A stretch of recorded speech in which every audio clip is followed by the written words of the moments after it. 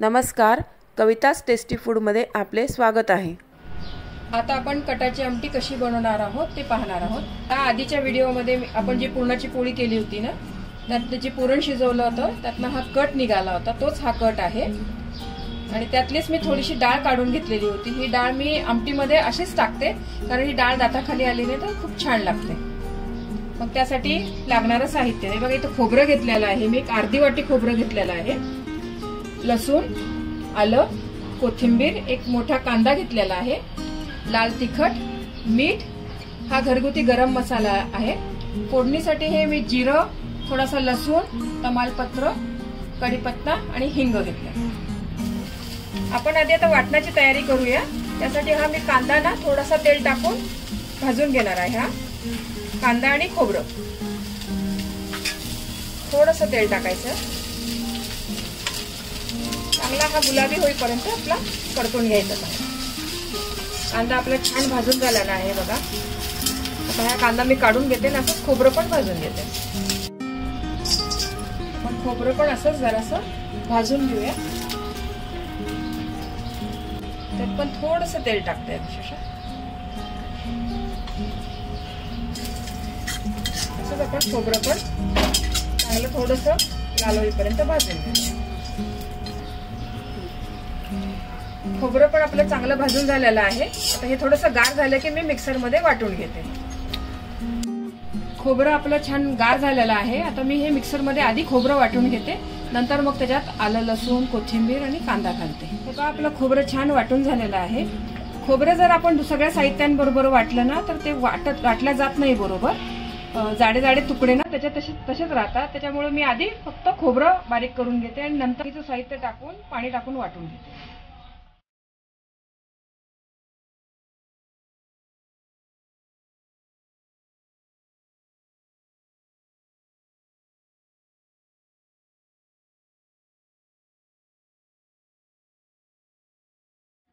हे पहा आपलं वाटण मस्त बारीक वाटून झालेलं आहे। आता आपण कटाची आमटी करूया। त्यासाठी मी पातेल्यामध्ये तेल गरम करायला ठेवलेलं आहे। तेल आपलं छान गरम झालेलं आहे। आता मी यात जिरे घालते। फोडणीसाठी ना थोडंसं लसूण घातलेलं आहे,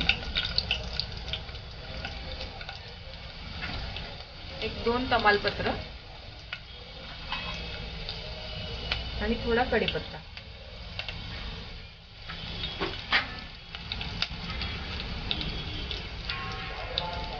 आणि हिंग, हे थोडं परतून घेते मी।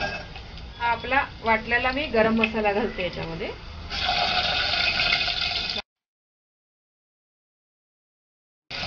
तुम्हाला किती लोकांची भाजी करायची असेल ना त्याच्यानुसार तुम्ही मसाला घाला। हा मसाला मी मुद्दामून जरा जास्तीचा वाटून ठेवलेला आहे, दुसऱ्या भाज्यांसाठी पण कामात येतो। पातळ भाजीची कोणती करायची असेल ना, या मसाल्याची फार टेस्टी भाजी बनते, त्यासाठी मी थोडं जास्त वाटून ठेवलेला आहे। मसाला आपण तेलामध्ये छान खमंग भाजून घेऊया।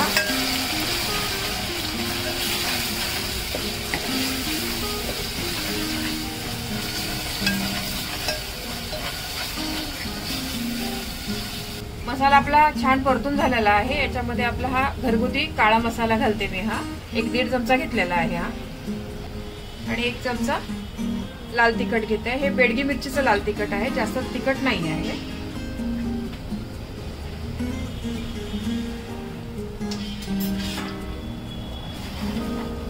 हे पण 1 मिनिटभर आपण मसाल्याबरोबर छान फ्राय करून घेऊया।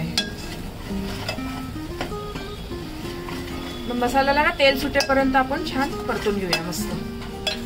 आपला मसाला मस्त भाजलेला आहे बघा, कसं छान तेल सुटलं आहे त्याला। आता आपण हे पाणी टाकूया, ह्या कटाचं पाणी।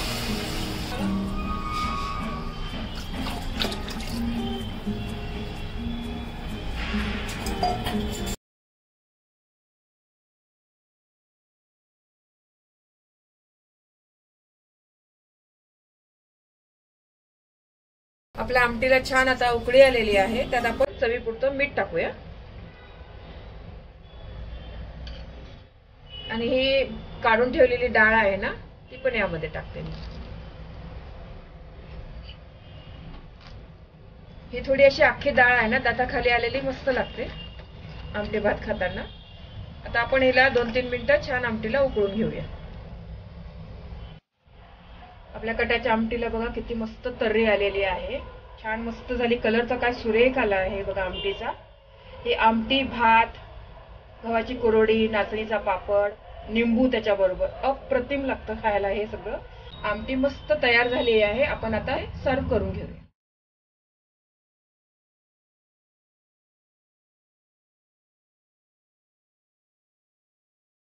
पुरणपोळीचा व्हिडिओ याआधीच मी आपल्या चॅनलवर अपलोड केलेला आहे. त्याची लिंक मी डिस्क्रिप्शन बॉक्समध्ये दिलेली आहे.